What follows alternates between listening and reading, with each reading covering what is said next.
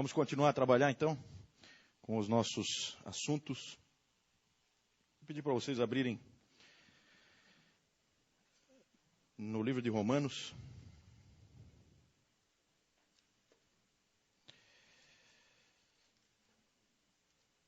Capítulo 12, versículo 1.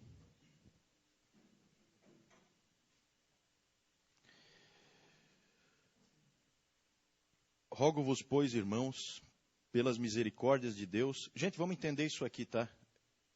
Isso aqui, o capítulo 12, ele começa depois de Paulo ter exposto todo o evangelho e todo o plano de Deus para a nossa vida, plano maravilhoso de graça, de vida, de transformação. Depois dele ter exposto todo o evangelho e mostrado como nós estamos incluídos nesse evangelho, aí ele fala, por causa disso, eu rogo a vocês, meus irmãos, por causa dessas misericórdias de Deus que eu apresentei para vocês em 11 capítulos, eu peço a vocês que vocês apresentem o corpo de vocês, o vosso corpo, por sacrifício vivo, santo e agradável a Deus, que é o vosso culto racional. E aí o alerta, e não vos conformeis com este século, mas transformai-vos pela renovação da vossa mente, para que experimenteis qual seja a boa, agradável e perfeita vontade de Deus.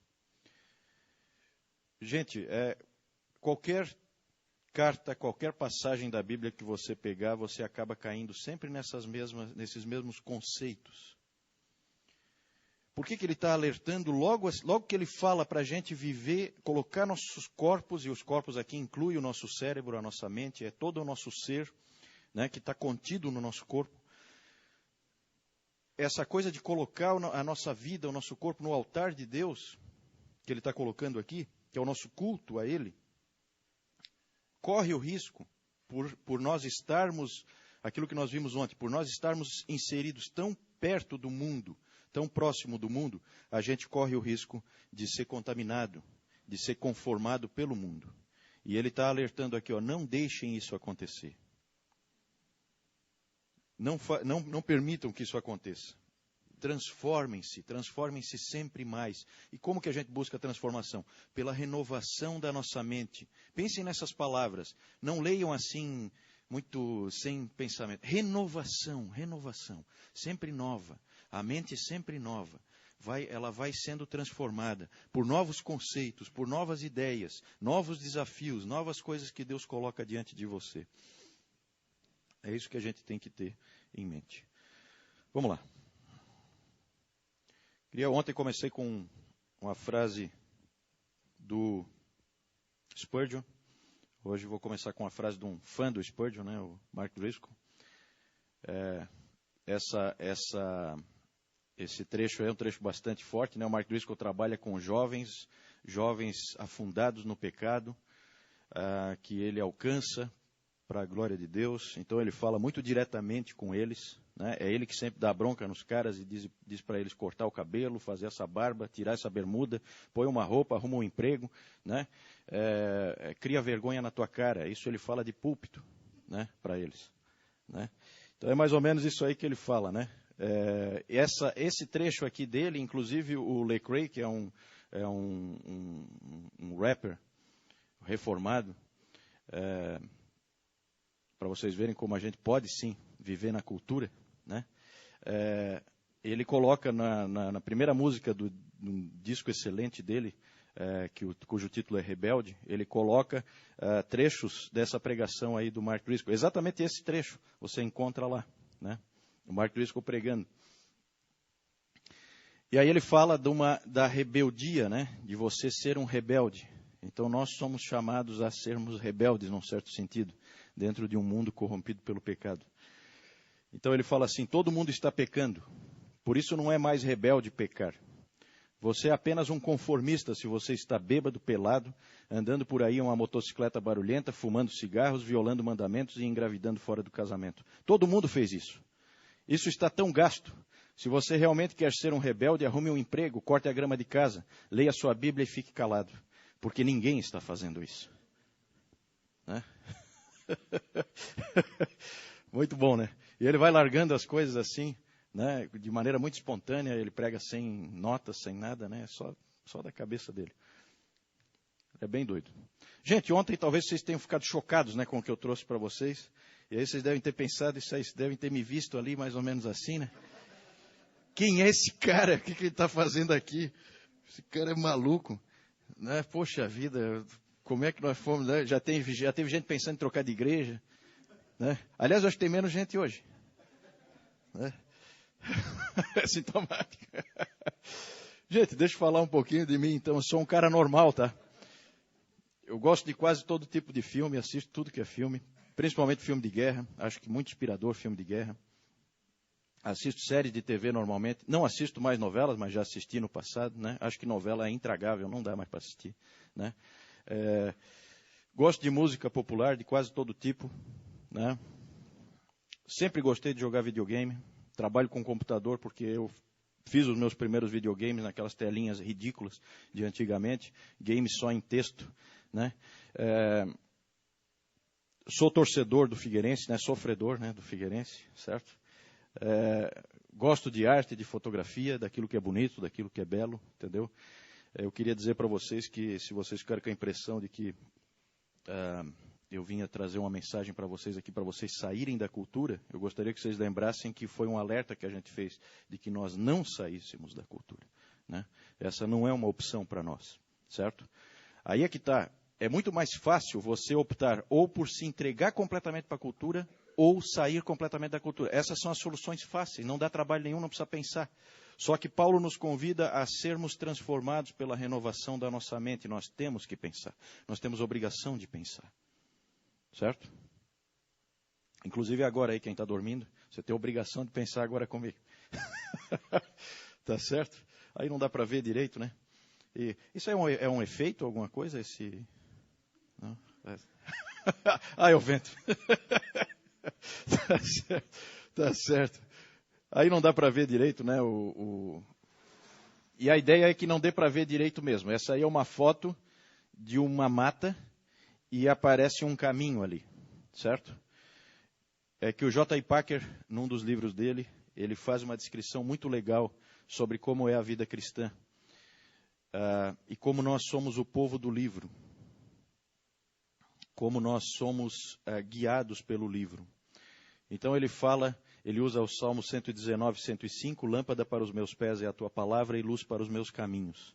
Então ele fala de você estar perdido no meio de uma floresta, e é escuridão total, não tem cidades perto, porque vocês sabem que quando tem cidades perto fica mais claro, mas quando não tem cidade perto é absolutamente escuro, como se você tivesse com os olhos vendados, você não enxerga um palmo na frente do seu nariz, né? Talvez você já tenha tido a experiência, eu já tive, de andar assim no mato, né? Realmente não enxergando nada, mas nada mesmo. E você sabe que nessa floresta tem um caminho em algum lugar. Né? Só que você não tem a menor condição de encontrar esse caminho. Né? E aí, de repente, você encontra tateando uma lâmpada. E aí você acende a lâmpada. E agora a tua esperança fica renovada, porque agora talvez você encontre o caminho.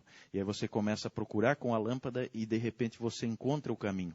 E daqui para frente você precisa da lâmpada o tempo todo, senão você sai de novo do caminho. Essa é a ideia conosco, gente. Nós somos o povo do livro. Ontem nós falamos da situação, do contexto em que a gente está inserido, que é um contexto ruim, né?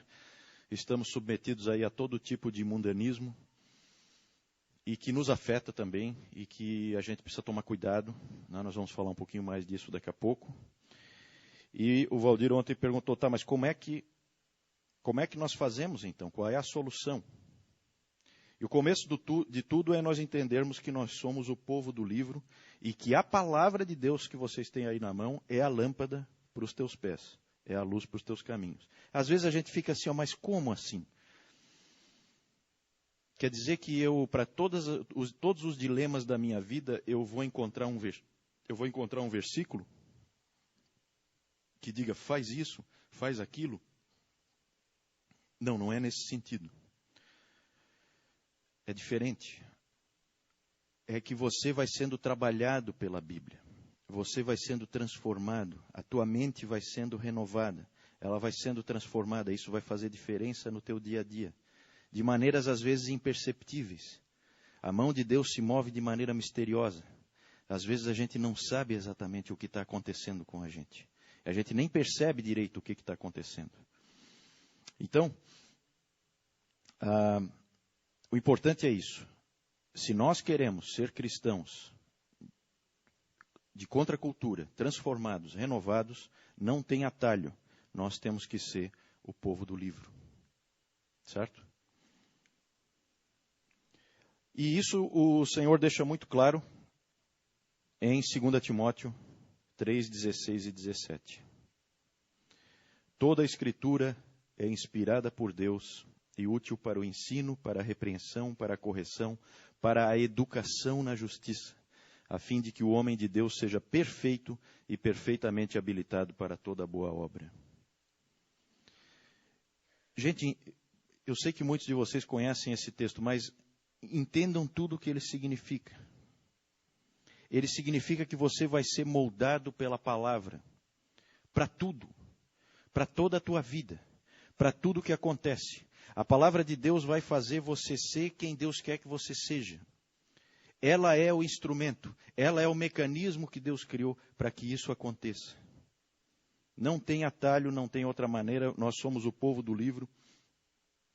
Como é que eu vou ser um bom pai? Eu vou ser um bom pai através da palavra. Como é que eu vou ser um bom cidadão? Eu vou ser um bom cidadão através da palavra.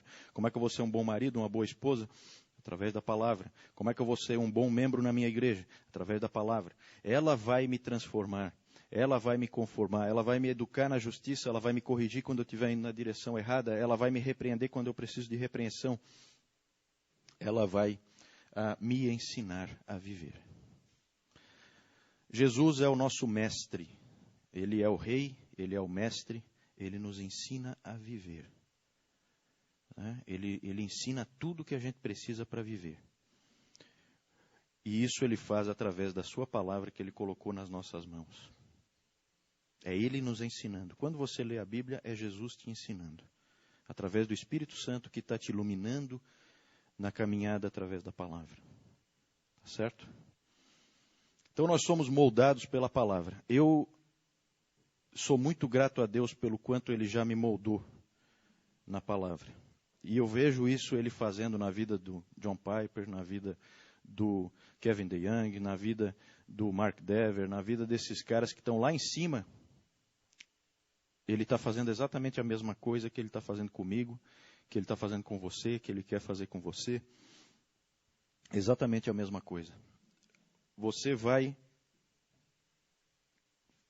como você faz parte do povo do livro, você vai caminhando cada vez mais apaixonado pela palavra de Deus, e cada vez ela vai mudando mais a tua cabeça, a tua maneira de pensar, nas coisas mais diversas, nas frentes mais estranhas, porque daqui a pouco você está pensando em coisas que você nunca tinha pensado, e você disse, não, eu vou mudar isso aqui na minha vida, porque isso aqui não faz mais sentido.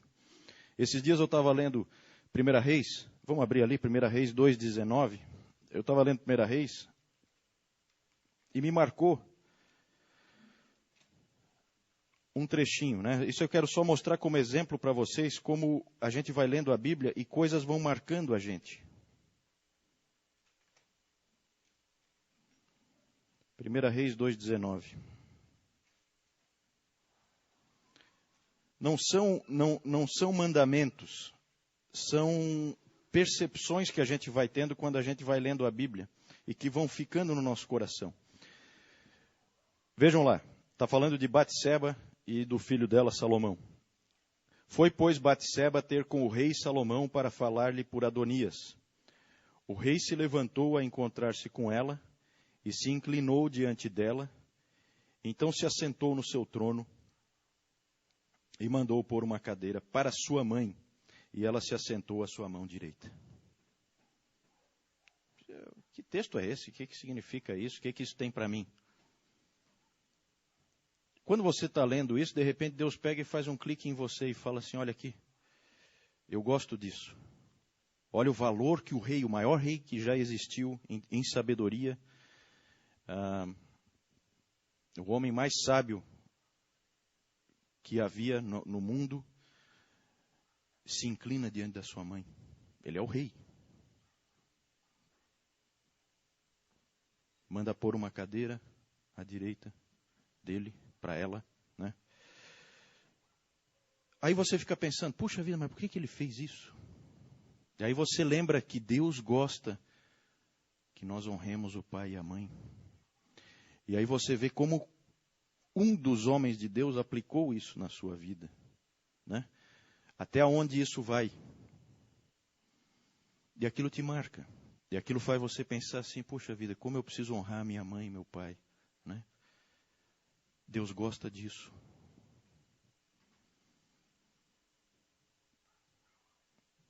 E aí vocês que são jovens, de repente, desprezam seus pais e as suas mães, né? Fazem pouco caso deles. Às vezes os pais e as mães não souberam deixar aquela distância que é importante deixar, né? Porque o mundo disse que o pai tem que ser o amigão, né? A Bíblia não, mas o mundo disse. E as pessoas vão atrás do que o mundo disse, nós vimos ontem, né? Pai não é pai, pai é amigo. Não, pai é pai, certo? Tem amizade nesse relacionamento? Sem dúvida. Mas não tem a familiaridade do amigão lá da escola. Não pode ter, certo? Tem que haver uma autoridade, um respeito. É isso que a Bíblia vai moldando. A Bíblia vai dizendo, olha assim, ó, o mundo ensinou isso aqui para vocês, eu estou ensinando uma coisa diferente. E assim você vai aprendendo, porque você vai construindo uma teologia de todas as coisas. Conforme você lê a palavra, conforme você aprende a palavra, você vai construindo uma teologia de todas as coisas. Lendo a palavra, eu descobri, por exemplo, a importância da mesa. A mesa é sagrada. A mesa é sagrada. Quando você convida um irmão para sentar com a sua família na sua mesa, aquilo é sagrado. Foi o mundo que me ensinou isso? Não, é porque está na palavra. Ah, mas está explícito? Não, está implícito. Você tem que ler muito a palavra. Aí isso vai transformando, né? Aí, quando eu ainda era muito jovem, que fui construir minha casa, eu falei assim, não, a cozinha vai ser enorme. Quem já esteve lá em casa sabe disso. Por quê? Porque o arquiteto quer, ele aprendeu com o mundo. Cozinha mínima, não dá para pôr uma mesa, vamos pôr uns banquinhos para as pessoas sentarem ali e fazerem um lanche olhando para a parede. É isso que o arquiteto vai te passar. Por quê? Porque ontem nós vimos que a cultura ela é toda entremeada. Uma instituição reforça a outra. Uma coisa diz para a outra como que ela deve ser. Elas se retroalimentam. Eu disse, não, eu não quero isso. Que aqui é sagrado. Faz uma cozinha enorme, porque é aqui que a minha família vai ser construída. Eu era muito jovem, mas foi a palavra que fez diferença, né? E briguei com o arquiteto e falei, você vai fazer como eu quero, a casa é minha.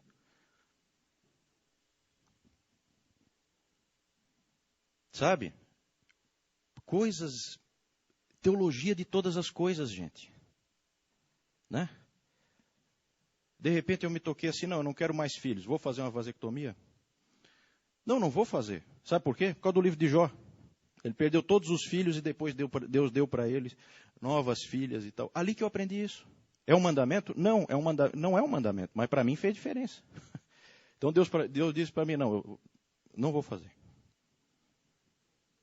Não vou fazer. Estou dizendo que é errado fazer? De jeito nenhum. Não tem mandamento algum para isso. Mas Deus vai te moldando do jeito que Ele quer que você seja. Também no livro de Jó aprendi que eu tenho que orar pelos meus filhos, que eu sou um sacerdote para eles. Aprendi na Bíblia o patriarcado, a importância de formar patriarcas, né?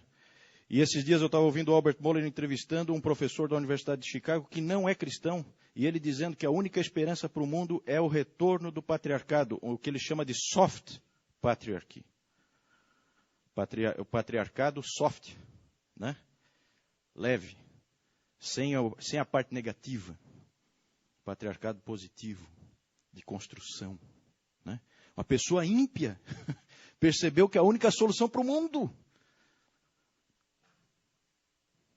está na Bíblia. Está na Bíblia. Você pega uma pessoa passiva como Isaac. Ele é o filho da promessa. Homens passivos são amados por Deus também. E eles podem ser patriarcas também. Não precisa ser só aquele cara durão e tal, que é o líderzão e tal, né? Não, Deus ama aquele é o filho da promessa. Olha como Deus fez ele. Mas ele ama a Deus. Ama a Deus, comprometido, né? Aprendi na Bíblia. Tem mandamento? Não, não tem mandamento, mas você vai sendo impactado. E a tua família vai mudando, e você vai implantando coisas diferentes, entendeu? Aprendi a importância das gerações. Comecei a ler a Bíblia e encontrava genealogia sem parar. Ah, Deus dá importância para isso aqui. Eu posso achar chato, mas que Deus dá importância, dá. Está visível. Toda hora eu encontro. Deus ama a sequência. Pai, filho, filho do filho. Né? Como seria bom se a gente pudesse voltar a falar assim, Caio, filho de Jaércio.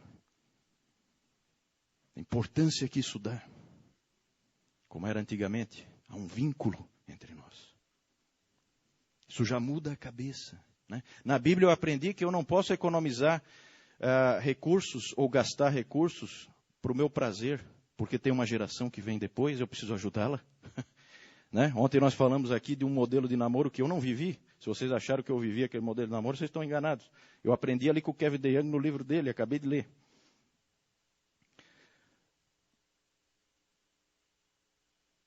Mas eu disse ontem, se a igreja vai numa direção dessa, contracultural, que eu acho que é uma bênção, que eu acho que se você puder viver um namoro assim, você vai ser abençoado, né? É aquela história, nunca você vai encontrar um casal que diga assim,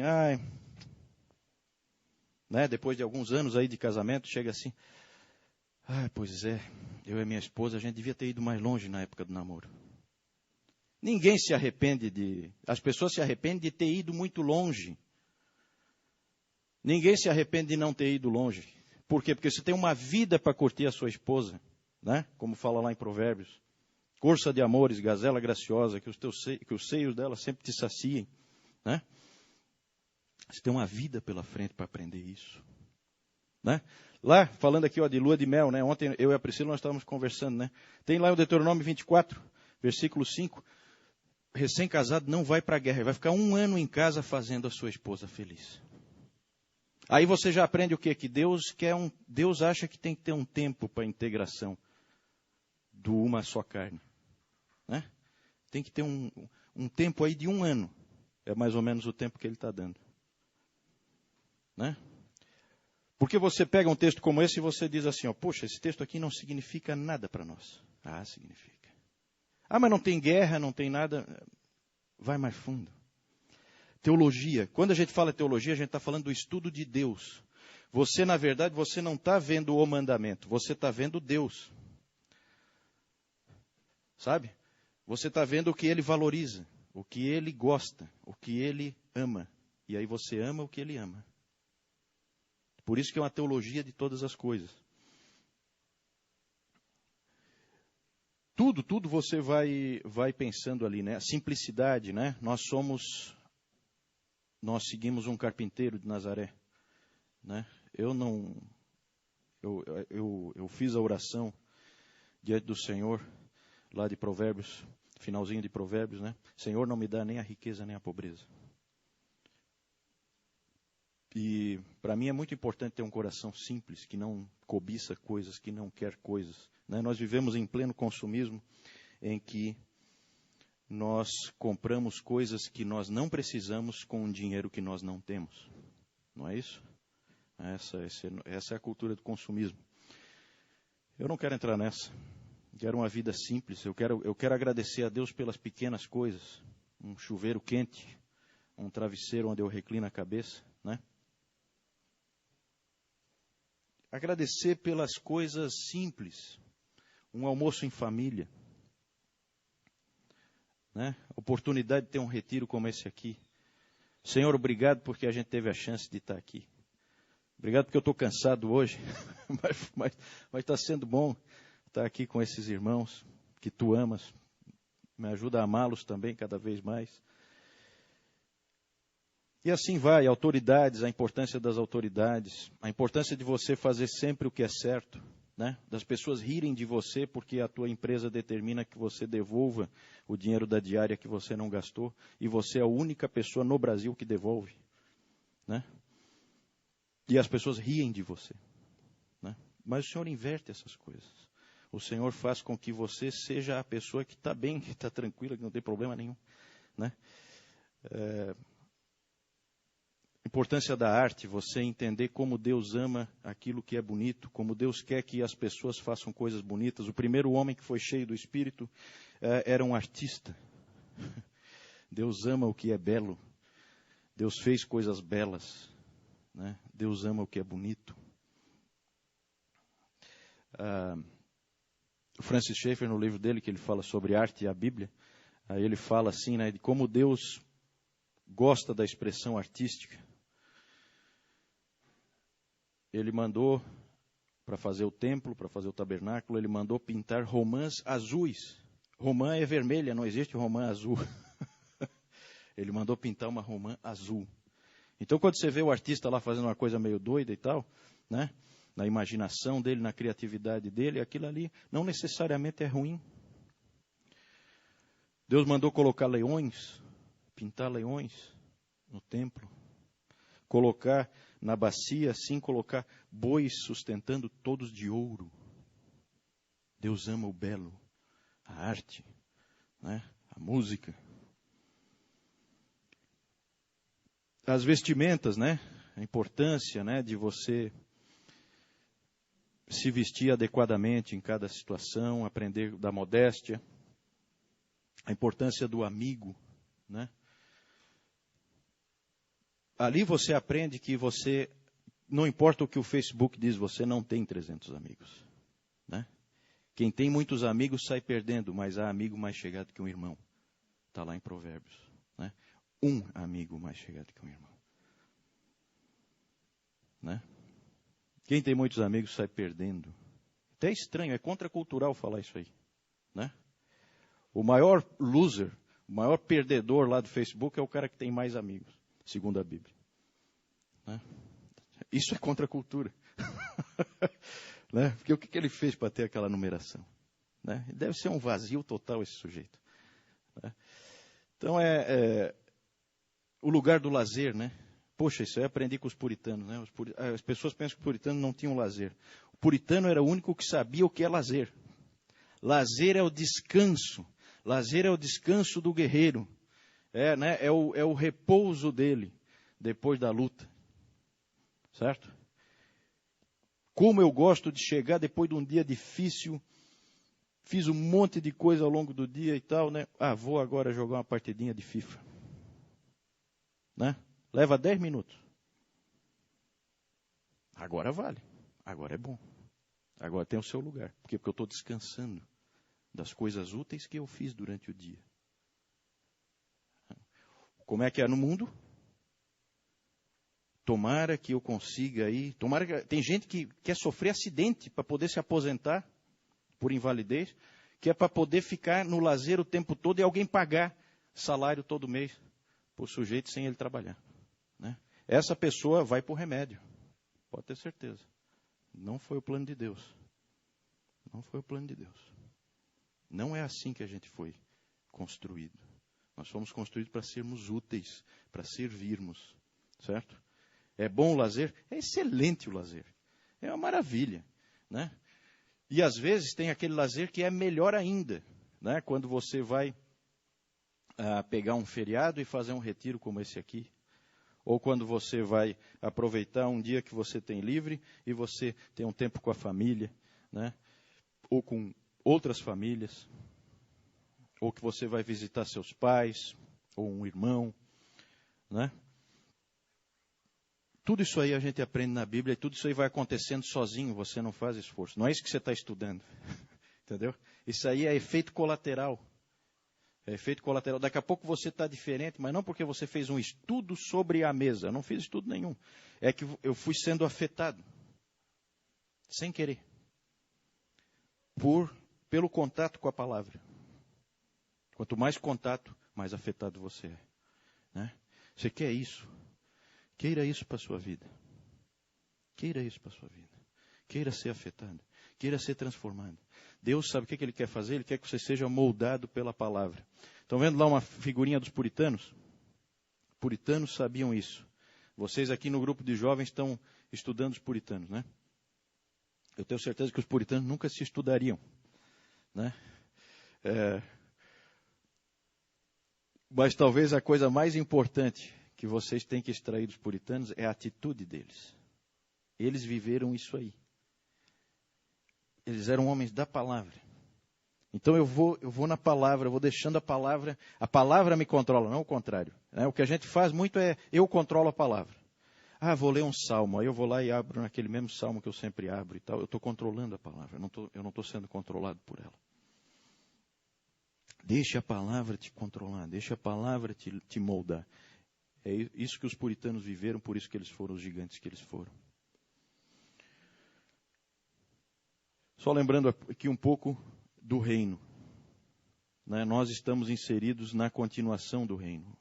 Lembrando sempre que a gente está tratando aqui de contracultura, então nós estamos inseridos num outro povo, nós somos de um reino diferente. Esse reino foi inaugurado pelo Senhor Jesus Cristo, que é o próprio rei. O reino começou com a encarnação, depois ele começou a proclamar o evangelho do reino. Né? João Batista e Jesus proclamaram exatamente a mesma coisa. A gente vê lá no livro de Mateus que você tem 2 versículos iguais, um pela boca de João Batista e o outro pela boca de Jesus. Arrependei-vos, porque está próximo o reino dos céus. O que o Senhor disse para nós orarmos? Venha o teu reino, seja feita a tua vontade, assim na terra como nos céus. Está próximo o reino dos céus. Nós oramos para que o reino dos céus venha aqui para a terra. A tua vontade seja feita na terra como nos céus. Como é lá, que seja aqui. Venha o teu reino. Começa com quem? Começa com você. Começa comigo. Porque ontem nós lemos em Lucas. O reino está dentro de vós. Então quando a gente ora, venha o teu reino, Senhor, seja rei na minha vida. Seja feita a tua vontade na minha vida. Certo? Ele começou a proclamar, fez o seu ministério, morreu, ressuscitou, subiu aos céus e derramou do seu Espírito sobre todos nós, construindo a igreja, que é a continuação do reino. Nós aqui somos a continuação do reino que está espalhado pelo mundo inteiro. E estamos aguardando a consumação, a segunda vinda, novos céus e nova terra. Vamos abrir ali em Isaías 11. Estava falando ali para vocês que eu gosto muito de séries, né? Eu sou um grande fã do Walking Dead, né? Hoje eu estou assim me sentindo como se eu estivesse participando de um de um episódio, né? Porque eu olho para alguns de vocês aí e eu quase vejo aquele... Né? Cuidado para não levar um tiro na cabeça. Tá certo? Gente, quando a gente fala em assistir coisas na cultura e tal, depois a gente vai falar um pouquinho mais disso na hora de julgar e tal. Por favor, não entendam assim. Tem crentes às vezes que entendem que quando você fala que eu não devo assistir certas coisas e tal, entende um pouco errado essa mensagem. Eu não estou dizendo para você, quando você for assistir um filme, que tem que ser um filme dos coelhinhos pulando no parque, né? Em que tudo é lindo e maravilhoso, e tudo é bom. E não. Isso é fora da realidade humana, certo? Não há problema nenhum em você assistir um filme denso, que trata das dificuldades da humanidade, um drama em que você vê a dor e o sofrimento causado pelo próprio pecado, certo? Tudo isso é positivo, isso tudo, quando interpretado por um cristão, faz diferença na vida dele. Depois a gente vai falar um pouquinho mais disso, né? Mas é que me ocorreu agora, para vocês não ficarem com aquela ideia, né? De, vamos assistir o filme do Elfinho Feliz, né? Porque aí não é isso, tá, gente? Não é isso. Né? Não vamos entrar naquele caminho de cultura de igreja, de crentão, né? Não é isso que eu estou falando, não é isso que eu estou falando, certo? Vamos nos integrar na cultura de maneira sábia, de maneira responsável. E isso a gente tem condições de fazer com a ajuda do Espírito. Vamos, já abriram aí Isaías 11? Eu quero mostrar para vocês uma coisa interessante nesse texto. Esse texto fala dos novos céus e nova terra, que tem muitos mistérios, evidentemente. O Senhor não abriu muito para nós como é que vai ser isso, mas Ele deu umas dicas interessantes que nos chamam a atenção. E que a gente tem que refletir, né? Por exemplo, começa assim: o lobo habitará com o cordeiro. Pô, que legal, tem animais lá. Né? Pense nisso, por que não? Sabe? Faça da sua leitura bíblica uma coisa boa, edificante, interessante, motivante, cativante. O lobo habitará com o cordeiro, e o leopardo se deitará junto ao cabrito. O bezerro, o leão novo e o animal cevado andarão juntos, e um pequenino os guiará. Tem criança lá. A vaca e a ursa pastarão juntas, e as suas crias juntas se deitarão. O leão comerá palha como boi. A criança de peito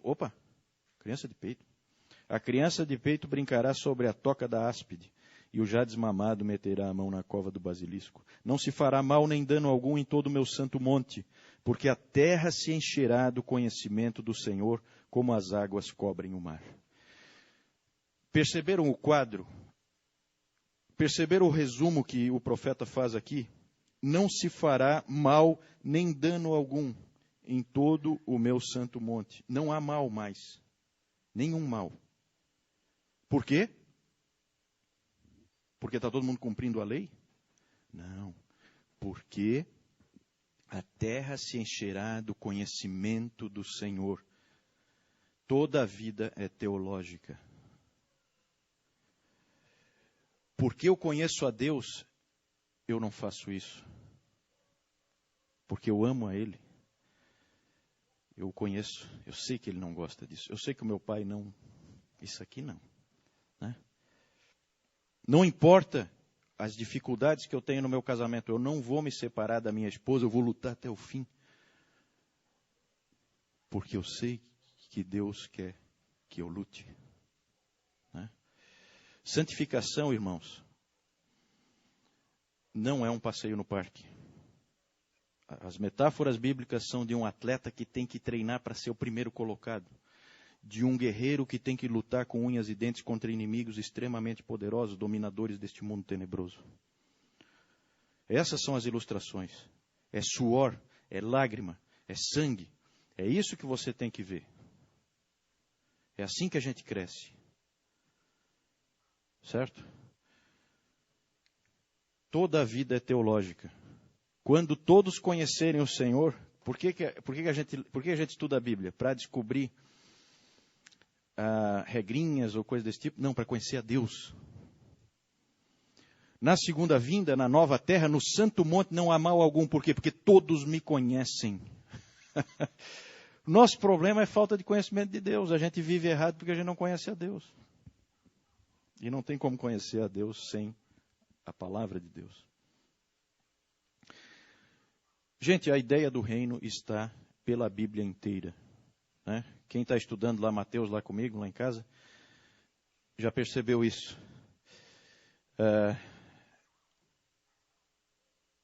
A ideia do reino está o tempo todo presente. Vejam ali Colossenses, ele nos libertou do império das trevas. Lembrem sempre que nós somos transplantados de um império falso para o reino verdadeiro.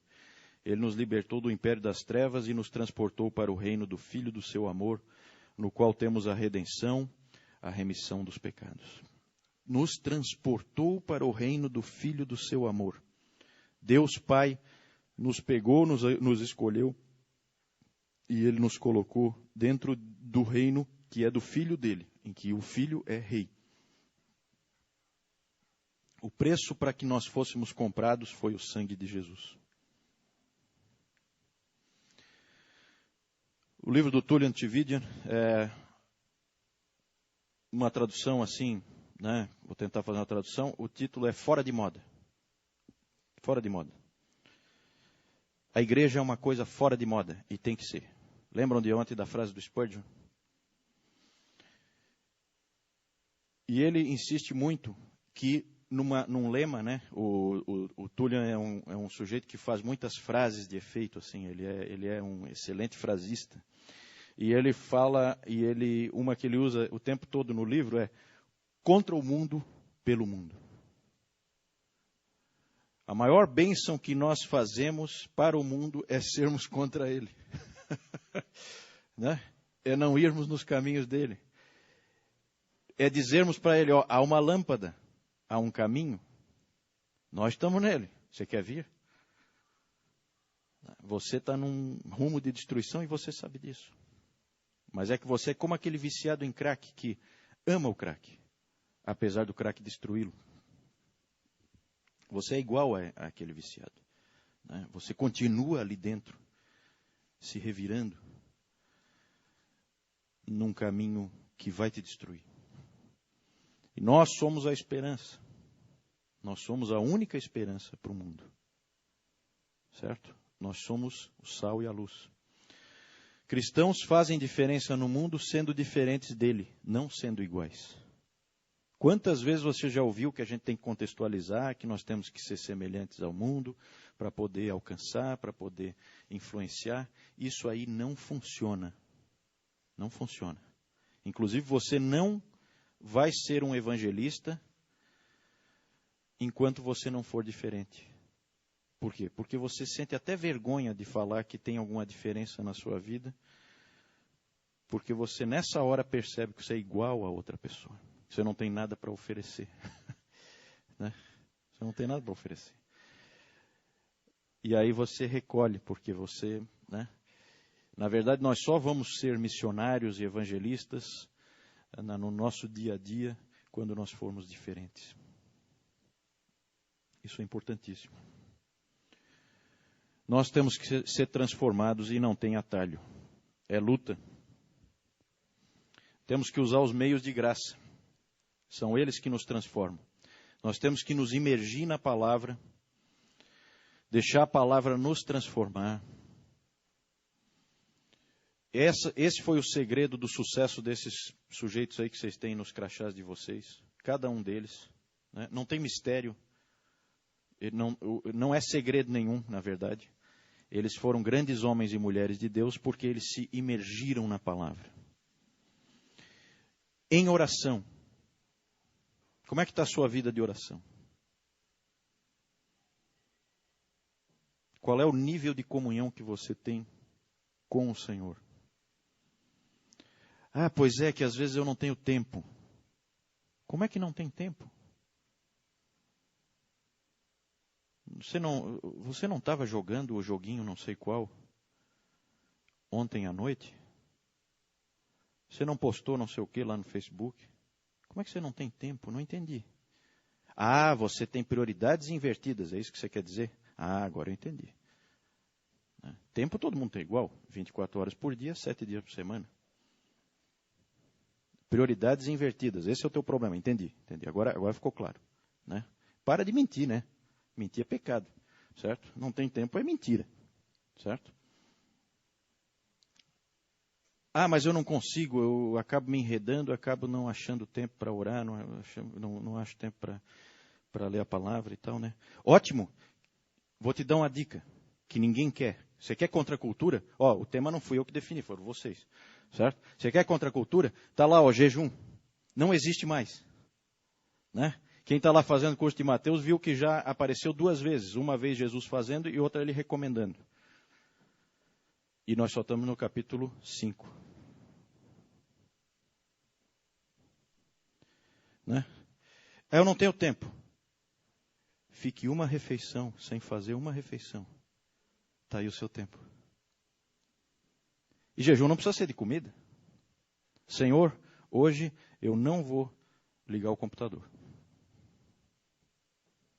E aquele tempo que eu ia lá ficar, que eu ia ficar jogando, algum jogo lá, ou ia ficar no bate-papo, alguma coisa assim, aquele tempo eu vou dedicar para ti.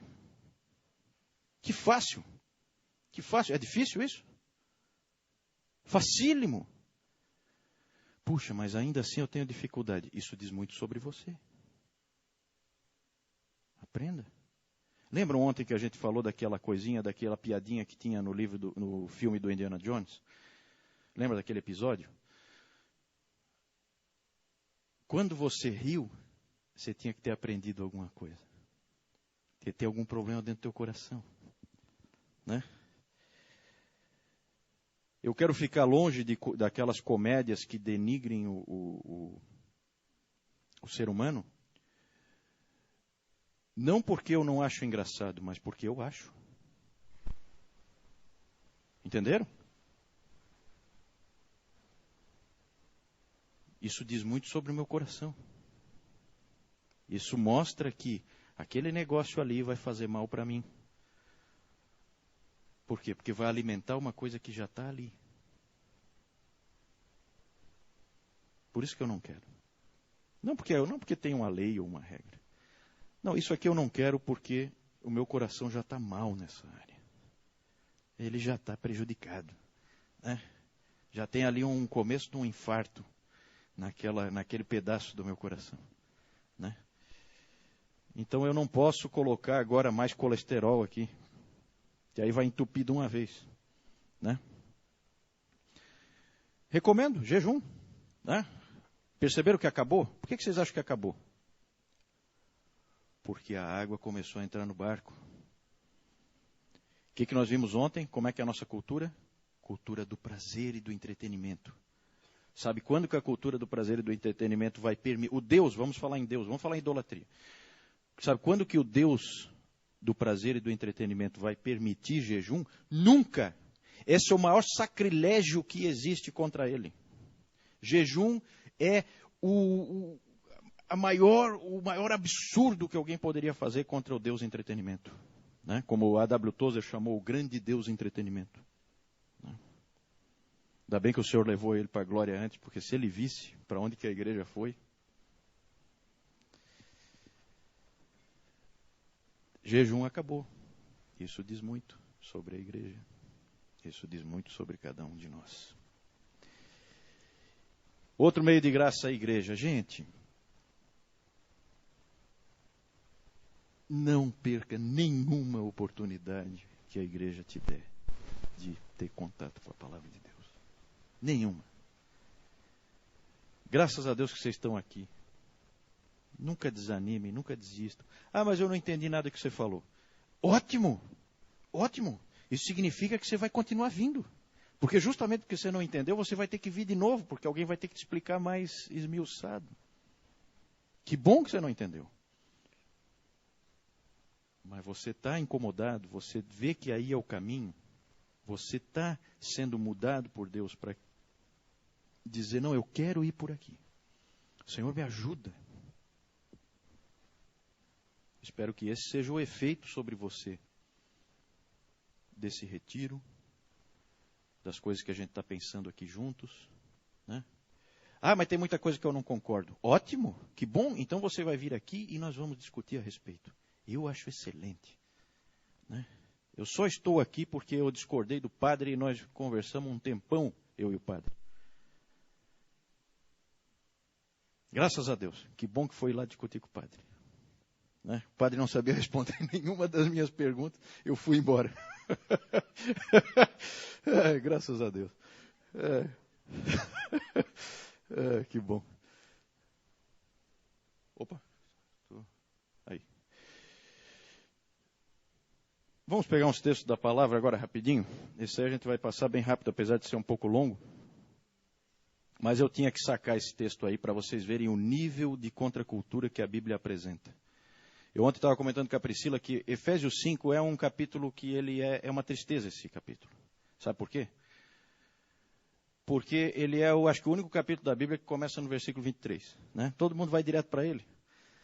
Né? Então, tem o 1, tá, gente? Tem o 1.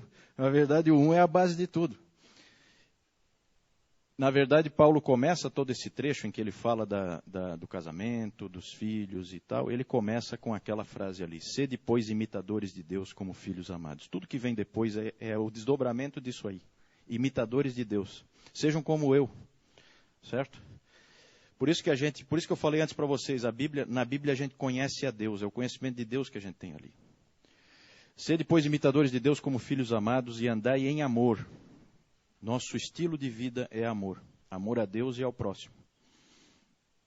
Como também Cristo nos amou e se entregou a si mesmo por nós, como oferta e sacrifício a Deus em aroma suave. Mas a impudicícia, e eu coloquei aí as palavras no grego porque eu quero mostrar para vocês a ligação com o versículo 4. Mas a impudicícia, porneia, e toda sorte de impurezas, a catársia, ou cobiça, pleonexia, nem sequer se nomeiem entre vós, como convém a santos. Essas três coisas aí, nem sequer se nomeiem. Perceberam o nível? O Kevin DeYoung vai falar no livro dele assim que se Paulo chegasse nas nossas igrejas, a gente passava no crivo dele, será? Que não pode nem nomear. Né? E a gente vai lá e ri desse tipo de coisa, né? Em produções culturais de gosto tremendamente duvidoso. Né? Nem sequer se nomeia. Esse é o padrão. Contra a cultura. Tá? Não estou inventando nada, gente. Está aí, ó. Como convém a santos. O que o Evangelho sempre nos diz é o seguinte: seja quem você é. Você é um santo, viva como tal. Faça o que convém a santos. Certo? Impudicícia, porneia. Imoralidade sexual. Né? Impurezas. Impureza aí é sujeira. Nós conhecemos a palavra catarse. Catarse é uma limpeza, é uma purificação. Quando tem esse A na frente é a negação. Então, quando fala lá os limpos de coração, é catársia. Aí é a catársia, é sujeira. Não está limpo. Tudo que é sujo, toda sorte de sujeira. Deus não gosta de sujeira. Ou cobiça. Veja o que é interessante, né? A cobiça é posta junto. Né? Então, se você é daquelas pessoas que sempre está desejando alguma coisa, que sempre está invejando o outro, que sempre quer alguma coisa que a mídia ofereceu e tal, você está em má companhia. Você está junto com os caras ali que são impuros sexuais, você tá mal acompanhado. Né? Deus põe toda essa turma aí junto. Quer ver para onde é que ele leva essa turma? Nem conversação torpe, nem palavras vãs ou chocarrices. Esse palavras vãs é morologia. Né? As palavras do tolo. Né? Nem conversação torpe, nem palavras vãs ou chocarrices. Né? Chocarrices é sujeira na fala. Né? Piada suja, coisa desse tipo. Coisas essas inconvenientes. Perceberam a ligação com o convém e o não convém? Inconvenientes. Antes, pelo contrário, ações de graças. Gratidão, gratidão, gratidão. Eu agradeço a Deus por tudo. Eu agradeço a Deus por vocês aqui, ó. Quero agradecer a Deus agora por vocês aqui. Quero agradecer pelo sorriso da minha filha. Agradecer por tudo. Agradecer pela comida que estão fazendo lá. Agradecer pelas mulheres que estão fazendo a comida. Pela habilidade que Deus deu a elas. E que elas investiram e construíram na vida delas. Agradecer por tudo. Né? Agradecer por esse lugar. Agradecer pelo sol. Gratidão, gratidão, gratidão, gratidão. Gratidão é um estilo de vida. Né? Ele mata a cobiça. Certo? Sabei, pois, isto, nenhum incontinente, aí a palavra lá é a mesma, ó, porneia, pornos, ou impuro, acatartos, é a mesma palavra lá, ou avarento, pleonexia, né, ou, na verdade aqui é pleonectes, né, o avarento, cobiça. Como no português, para não ficar repetindo as palavras, né, foi mudado um pouco o estilo, a gente não percebe isso, mas na verdade são os mesmos três. Esses mesmos três, e o avarento é idólatra, né? Idololatres. Nenhum desses tem herança no reino de Cristo e de Deus. Por isso que esse tipo de coisa nem sequer se nomeia entre vós, porque isso aí não faz parte do reino de Deus. Certo? Vocês, jovens, estão sendo bombardeados para serem impuros sexualmente. Cuidado. Não há espaço para isso no reino de Cristo e de Deus. Todo outro pecado é fora do corpo. Esse pecado é no corpo e esse pecado é gravíssimo. Ninguém vos engane com palavras vãs. Tem gente tentando enganar vocês? Ah, meu amigo, como tem? Na igreja. Ninguém vos engane com palavras vãs, porque por essas coisas vem a ira de Deus sobre os filhos da desobediência. Portanto, não sejais participantes com eles, pois outrora erais trevas, porém agora sois luz no Senhor, andai como filhos da luz. Porque o fruto da luz consiste em toda bondade e justiça e verdade. Sempre vai aparecer isso. Deus ama o belo, o nobre, o honrado, o digno, o glorificado, o bom, o justo, o santo, o limpo. Deus ama essas coisas, é isso que Ele quer para a tua vida. Provando sempre o que é agradável ao Senhor. A ideia é sempre essa. A gente conhece o Senhor e a gente faz o que é agradável a Ele. E não sejais cúmplices nas obras infrutíferas das trevas, antes, porém, reprovai-as, porque o que eles fazem em oculto, o só referir é vergonha. Está aí, esse é o nosso padrão, né? Será que é difícil perceber por que as igrejas não pregam mais a Bíblia? Esse aí é o crivo bíblico. Vamos lá, agora eu quero rapidamente responder como é que a gente faz para interagir com a cultura. Que princípios a gente precisa usar? Vamos começar com Filipenses 4:8. Finalmente, irmãos, tudo que é verdadeiro, tudo que é respeitável, tudo que é justo, tudo que é puro, tudo que é amável, tudo que é de boa fama, se alguma virtude há e se algum louvor existe, seja isso que ocupe o vosso pensamento. Gente, amem o que é belo, o que é bonito, o que é de boa fama, o que é admirável.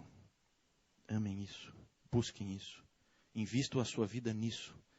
Não no sujo, no feio, no pequeno, no sem graça, no tolo, certo?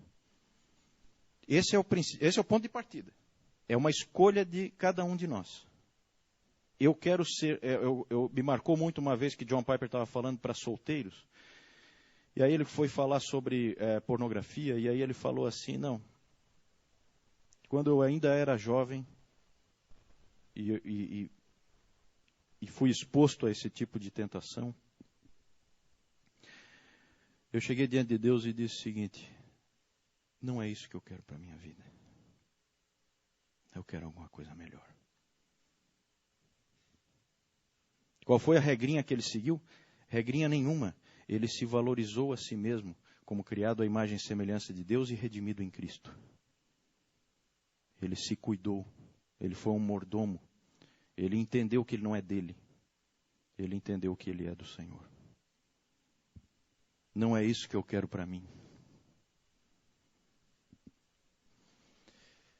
Não queira coisas sujas, feias, podres. Esse é o primeiro ponto de partida. É o que você quer. 1 Coríntios 10, 23. Todas as coisas são lícitas, mas nem todas convêm. É conveniente. É adequado a um santo. Isso aqui. Todas são lícitas. Nós somos livres. Mas nem todas edificam. Gente, invista o seu tempo naquilo que te faz uma pessoa melhor. É isso que Deus espera de ti. Certo? Se você tem um tempo livre, não desperdice o tempo, edifique-se. Compre um livro, nós temos uma biblioteca aí, leia um livro. Deixa aquele livro trabalhar em você. Converse com irmãos mais experientes, absorva deles algum conhecimento. Não jogue o seu tempo fora, edifique-se. Vá atrás só daquilo que edifica. Certo? 1 Coríntios 6,12, todas as coisas me são lícitas, mas nem todas convêm. De novo ele fala isso. Todas as coisas me são lícitas, mas eu não me deixarei dominar por nenhuma delas. Outro ponto para vocês pensarem. De repente você está aqui, e aí você não consegue se concentrar direito, porque a gente tem uma mente já fragmentada, o dano cerebral já foi feito, né? Pela cultura em que a gente vive. Então a gente tem muita dificuldade de acompanhar o raciocínio do outro. De qualquer maneira, alguns fragmentos você vai pegando. Só que assim, se você está aqui agora, me ouvindo, e aí vem na sua cabeça uma imagem do World of Warcraft, ou do Counter-Strike, e sempre de novo, e você encontra com os seus amigos, você não consegue falar de outra coisa, a boca fala do que está cheio o coração. E onde estiver o teu tesouro, aí estará o teu coração. Liga isso aí tudo. O que eu falo tem a ver com o que está no meu coração, e o que está no meu coração é o meu tesouro, é o meu ídolo, é o meu Deus. Quando isso acontece, quando você começa a perceber que a sua mente já está fora de controle, você já não consegue mais, começa a aparecer aquelas imagens o tempo todo na sua cabeça, você já está sendo dominado. Quem é que pode te salvar? Somente o Senhor. Mas você atua com Ele. Eu não me deixarei dominar por nenhuma delas. Ah, pois é, o Senhor não me liberta. Claro, você foi lá tomar outra dose. Como é que vai ser libertado? Sabe? Crentes sérios, eles fazem assim, não, esse negócio aqui está me dominando. Sai, Satanás. Isso aqui já, né? E assim, gente, é para você. Você não julga o outro. Porque no outro pode não estar dominando. Entendeu? Cada um tem que cuidar de si. Nós somos responsáveis por cuidar de nós mesmos. Então, isso aqui está me fazendo mal. Eu não quero mais isso aqui. Né? Tem coisas que eu posso só reduzir. Tem coisas que eu tenho que banir. Porque são más em si? Não são más em si, mas para mim faz um mal tremendo. Né? Eu já sei, eu experimentei isso. Cuidado, gente. Então, é errado você jogar videogame? Não. Agora, se estiver dominando, é um ídolo. Quebre agora. Quebre agora.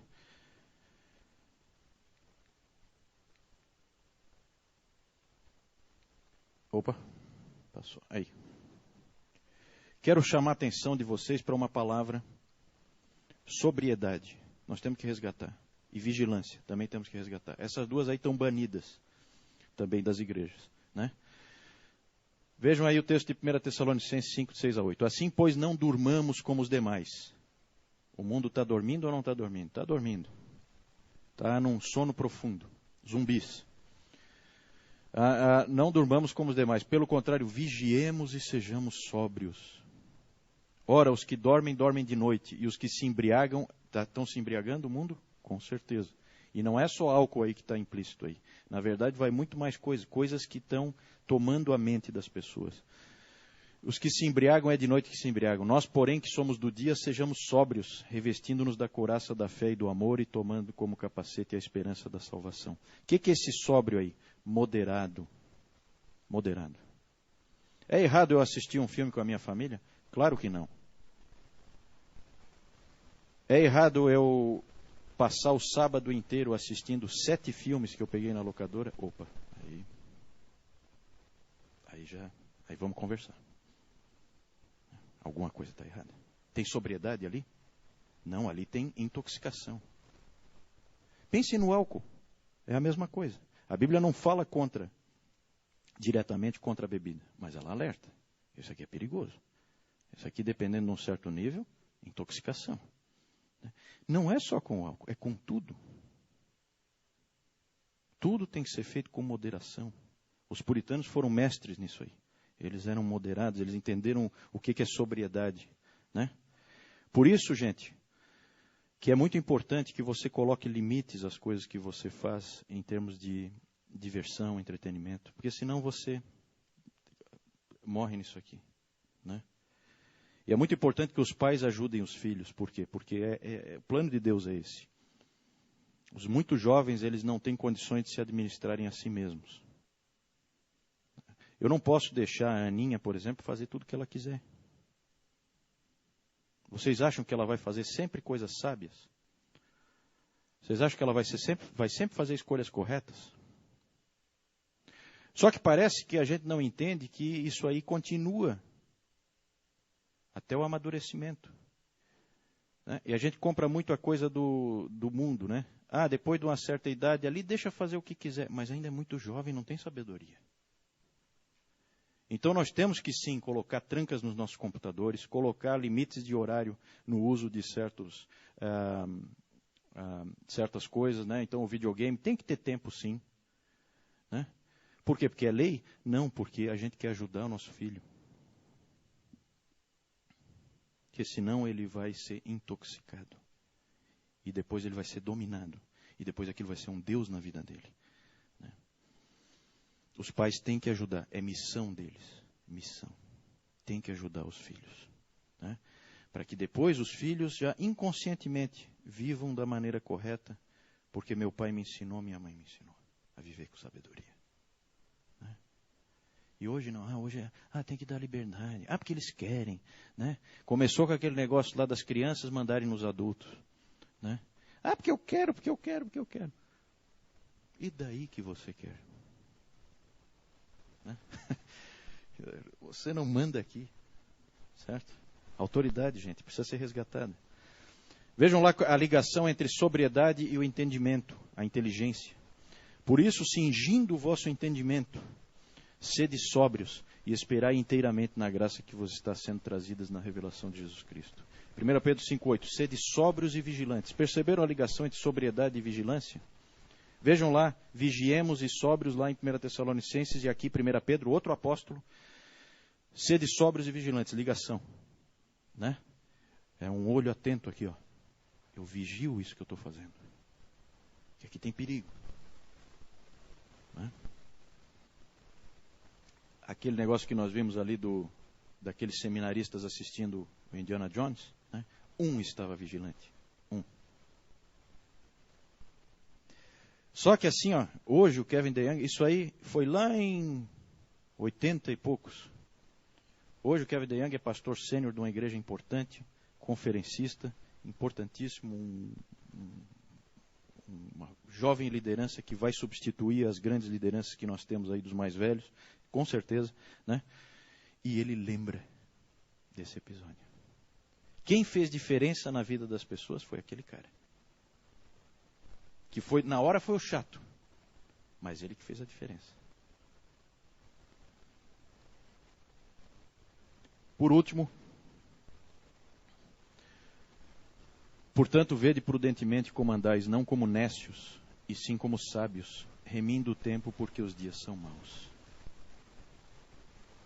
Sabedoria e uso do tempo. Né? Não seja um tolo. Não se iluda. Seu pai e sua mãe se preocupam quando você fica 5 horas na frente de um videogame tolo. Porque o tolo é você. Nécio. Cuidado.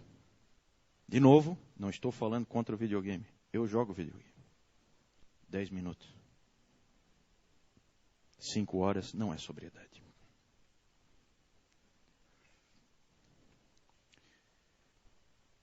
Juntando tudo isso aí, que eu não tem regrinhas, não tem como eu dizer para você, é tanto, é isso, é até aqui. Não tem. Tem princípios que você vai ter que aplicar inteligentemente. Cinja o seu entendimento com a palavra de Deus, né? Para que Deus faça a obra, o milagre em você de transformação. Você para a glória de Deus. O que o Senhor quer para cada um que é filho dele, é que cada um de vocês seja o melhor Caio possível, o melhor Apolo, o melhor Léo, o melhor Jair, a melhor Débora, a melhor Bea. Em Cristo. Transformação. Invista a sua vida sempre pensando nessas coisas. Por isso que é tão importante acordar de manhã e ter um tempo de oração, lembrando dessas coisas, pregar o Evangelho para si mesmo, o que me convém, o que não me convém, como é que eu vou usar meu tempo hoje, né? De que maneira, certo? Eu tenho uma esposa, eu tenho filhos, eu dei atenção para eles hoje, né? Eu tive que pedir perdão para meus filhos esses dias, pela pouca atenção que eu dou para eles, né? Isso é importante. É importante a gente refletir. Sejamos filhos de Issacar. Muito interessante as coisas que você encontra. De repente você vê lá na Bíblia assim, um monte de tribos, e aquelas tribos vêm e tal, e não sei o quê, e vem uma atrás da outra, dizendo, não, nós não vamos mais servir a Saul, nós vamos ungir o rei, Davi como rei. Certo? Aí de repente aparece um versículo, comecei aí perdido, né? Dos filhos de Issacar, conhecedores da época, para saberem o que Israel devia fazer, 200 chefes, e todos os seus irmãos sob suas ordens. Quem dera nós todos fôssemos filhos de Issacar. 200 homens, puxa, já pensou? 200 caras desse aí soltos aqui, né? Líderes, capazes de discernir a época, capazes de discernir o mundo, e chegarem para Israel e dizer, Israel tem que fazer isso aqui. Né? E junto com eles, todos os seus irmãos. Né? Junto com aqueles 200. Poxa, que Deus nos desse 200 homens desses. Né? Filhos de Issacar, que nós sejamos filhos de Issacar. Bem rapidinho agora para encerrar, algumas dicas para relacionar-se com a cultura. A dica mais simples que tem é a seguinte. Terminou um filme. Pergunte para você mesmo. Posso agradecer a Deus por isso? Obrigado, Senhor, por esse filme que eu acabei de assistir. Foi bom. E pode ser bom pelos mais diversos motivos. Né? Porque foi divertido, porque me fez pensar em algumas coisas, porque foi edificante, porque me fez descansar. E não tinha sujeira, não tinha impureza, essas coisas nem se mencionem entre vós. Faz que nem o Joshua Harris, né? Às vezes você é pego de surpresa, né? Porque às vezes, assim, na cultura, o filme até é bom. Mas o diretor queria ver alguma das atrizes pelada, então ele põe uma cena lá totalmente gratuita, desnecessária, né? Para ele ter a oportunidade de vê-la nua. Então ele vai e põe. Né? Aí você tem que fazer que nem o Joshua Harris, né? Joshua Harris pega e aí ele está assistindo lá um filme e já está com o controle na mão. Se aparece alguma coisa assim meio... Né? Aí vai... Né? Passa rapidinho. Né? Claro, isso é bom senso. Né? Isso é bom senso. A gente precisa ser cuidadoso, né? E a gente tem que ter paixão pela pureza, né? Tenha paixão pela pureza. Eu quero ser uma pessoa pura. Diga isso para você mesmo, diante de Deus. Vocês estão aí estudando os puritanos, né? Quando traduziram aqui o livro, né? Meet the Puritans, Encontre os Puritanos, eles colocaram aqui no Brasil esse título, Paixão pela Pureza. Né? Que nós sejamos assim, que tenhamos paixão pela pureza. Outra coisa, eu quero ser uma bênção. Como Abraão. Deus disse para Abraão, sê tu uma bênção. Isso vale para todos nós. Eu quero ser uma bênção, eu quero ser transformado. Lembra ali quando a gente falou do edificante? Nem todas as coisas me são lícitas, mas nem todas convêm. Todas as coisas me são lícitas, mas nem todas edificam. Eu quero ser uma bênção, por isso eu quero coisas que me edifiquem. Deus, já falamos, Deus ama o que é belo, o que é nobre, o que é justo, o que é elevado, o que é puro. Pense no homem que você quer ser, na mulher que você quer ser. Né? Eu vejo muitas vezes aí jovens pensando assim, é porque lá na igreja não tem ninguém para mim e tal. Né? Como assim para você? Ninguém é para você. Todos são para o Senhor. Começou mal, começou péssimo. Né? Você serve para alguém?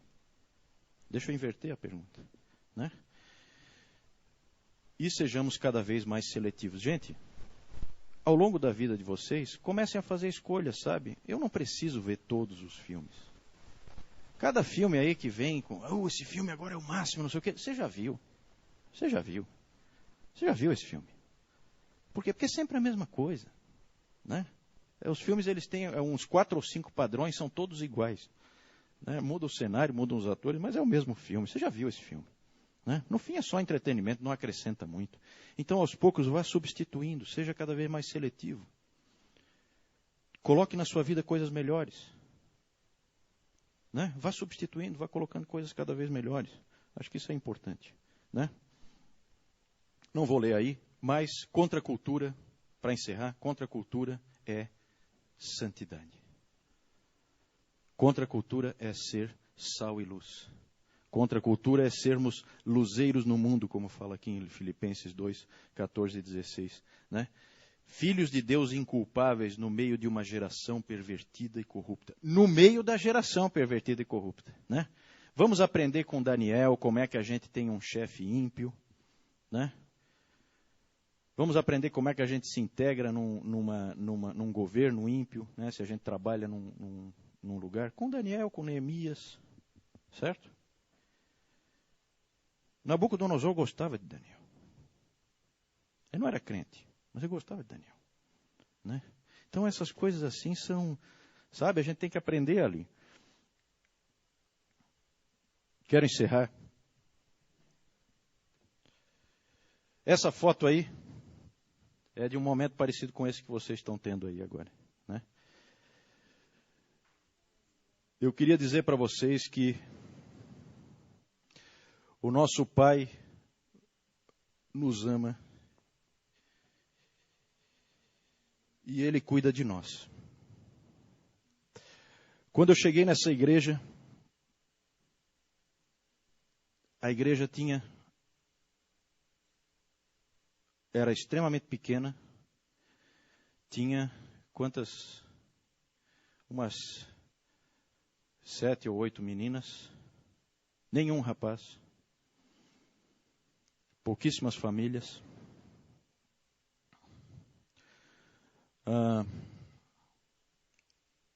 Cheguei na igreja, fui convertido pelo Senhor. Vou falar um pouquinho de mim, né? Fui convertido pelo Senhor com 18 anos, fui para o exército logo em seguida. Era uma desgraça, porque no exército, quando eu estava no exército, eu peguei um hábito péssimo, eu não conseguia falar uma frase sem falar um palavrão. Efeitos do exército, né? E para um recém-convertido é complicado isso aí, né? Mas Deus trabalha na vida da gente, né? A primeira coisa que eu fiz quando eu fui alcançado pelo Senhor, peguei uma Bíblia que está toda arrebentada lá em casa, ela ainda existe. Peguei uma Bíblia que tinha lá na casa dos meus pais e comecei a estudar o Evangelho de Marcos. E de cara, assim, eu fui aprendendo alguma coisa para a minha vida, assim. Só pegando, assim. Onde o mestre falava alguma coisa, eu falava, poxa, isso aqui, ó, tem que transformar na minha vida, tem que mudar. Anotei tudo num papel. Pena que eu não tenho mais essas folhas. Mas foi muito legal. Aí depois vim para a igreja. E aí você fica pensando, né? Eu vejo, às vezes, alguns de vocês jovens, chegam aqui, porque com quem que eu vou casar e tal. Sempre aquelas preocupações pequenas, né? Começando pelo fim. Né? Com quem que eu vou casar? Então só pensa em si, né? Não é por aí, gente. Eu vim para a igreja, não tinha ninguém aqui.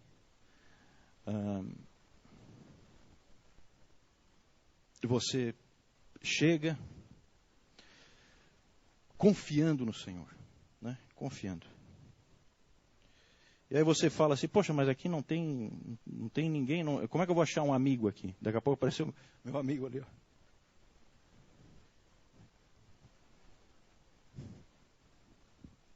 Eles vêm, entendeu? Com quem que eu vou me casar? Uma igreja tão pequena, tá ali, ó. Tá ali. Naquele dia ali, ó, que ela quebrou o pé nesse. Ali eu comecei a me apaixonar por ela. Ali carregando ela.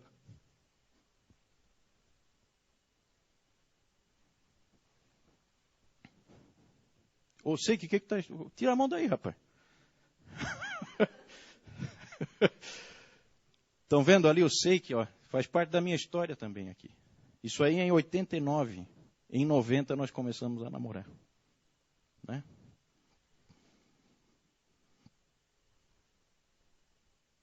Gente, Deus cuida da gente. Não pensem ao contrário. Não pensem invertido. Não pensem, né? Eu ouço às vezes aí o pessoal falando assim, porque não sei o quê, porque a igreja é pequena e tal, né? Não faz a menor diferença. Né? Ano que vem está aí o Jair e a Débora casando. A Débora saiu procurando por aí. Deus faz quando Ele quiser. Nós não ficamos forçando a barra. E nós não andamos como pessoas que não têm fé. Nós temos fé. O nosso Pai cuida de nós. Certo? Nessa época aí, a igreja ainda nem era igreja, era congregação. Está ali o Ari, né? Veio lá do Morumbi. para ser o nosso palestrante naquela ocasião. Depois, mais tarde, porque eu comecei a ler Lloyd Jones, e aquilo mudou a minha vida completamente, fui convidado a me retirar da igreja, e me retirei. Né? Mas fiquei sonhando com o dia em que nós tivéssemos uma igreja reformada, como eu via nos livros. Né? Eu não sou da modinha reformada, eu esperei 20 anos para ter uma igreja reformada. Né? Não entrei em modinha nenhuma. Deus cuida de nós. Fé. Coloquem, olha, o que eu tenho para dizer para vocês, coloquem toda a confiança de vocês nele. Entregue, se você não entregou ainda, entregue hoje a tua vida a Deus. Certo? Nada disso é triste, isso é alegria. Ah, mas aqui o retiro é só bagunça e alegria e tal. Ótimo! Ótimo, porque o reino de Deus é alegria. Excelente, que bom que vocês estão aqui tendo esse momento de alegria. A gente estava muito alegre ali. Né? Que momento bom foi aquele. Certo? Até a Priscila ali com o dedo quebrado. Né? Sabe por que ela quebrou o dedo? Porque nós fomos fazer uma serenata para as meninas à noite. Né? E foi, né? E daí, no meio daquela confusão, lá caiu um tronco em cima do dedo dela. Né? Essa foi. Né? É a providência de Deus, né? Mas está ali ela pertinho do meu coração, que é onde ela está hoje. Né? Comece hoje, meu irmão. Sabe o que é isso aí? Isso aqui é na nossa lua de mel. Né? Sabe o que eu tenho na mão ali? Esse livro.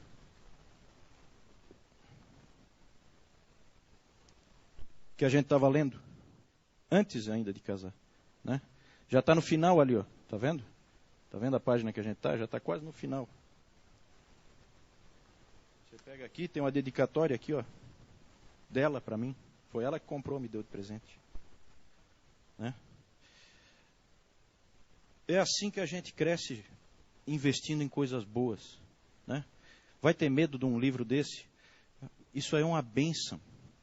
Eu vou esperar. Eu fico triste de ver que as pessoas, jovens, não gastam tempo lendo, se edificando. Porque livros nos transformam. Né? Você precisa de ajuda. Eu falei um monte aqui da necessidade da gente receber palavra de Deus. Né? É muito difícil se você pegar a palavra assim sozinha, principalmente no começo. Pegue um grande mestre, desses como Martin Lloyd Jones, né? E deixe ele te ensinar. É a palavra de Deus igual. É a palavra de Deus igual.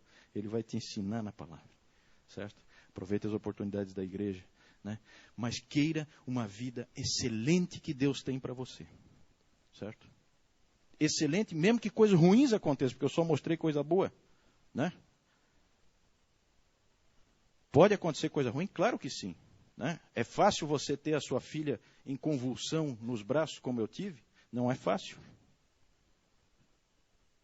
Mas Deus sabe o que Ele quer para você. E Ele cuida de você. E Ele vai te levar para a glória. E Ele vai estar com você para sempre. O Francis Chan fala de que nós, ele diz assim, que ele crê, né, que nós vamos comparecer na glória diante do Senhor com a nossa esposa do lado. E a gente vai ter que dizer assim, o Senhor está aqui, ó, eu cuidei dela. Meus filhos estão aqui, cuidei deles. Você vai aparecer como família para louvar o Senhor. Eu creio nisso. Creio nisso. E está ali o pessoal da igreja. Né? Está aqui o nosso grupo, a nossa caravana, nós viemos. Estamos aqui para te adorar no teu santo monte. É isso aí. Que Deus nos abençoe. Desculpem eu ter estourado o tempo aí. Agradeço muito a oportunidade. Espero realmente que vocês queiram muito viver essa aventura que eu vivi, tenho vivido. Tem sido uma bênção. Né? Fui posto para fora da igreja, o Senhor me colocou de volta e me deu na mesma igreja onde eu fui batizado, Ele me deu uma igreja reformada. Glória a Deus. Deus é maravilhoso. Está ali meu amigo ali, ó. Caminhou comigo. Entrou, saiu juntos. Glória a Deus. Minha esposa, vocês são uma bênção.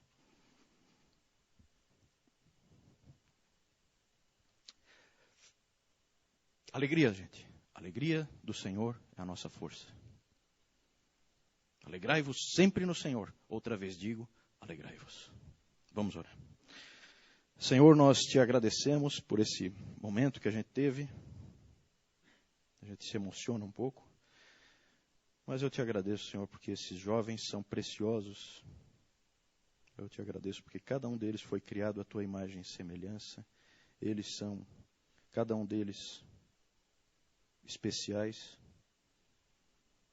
Que eles possam cuidar de si com responsabilidade, com vontade de crescerem, com vontade de serem sempre transformados.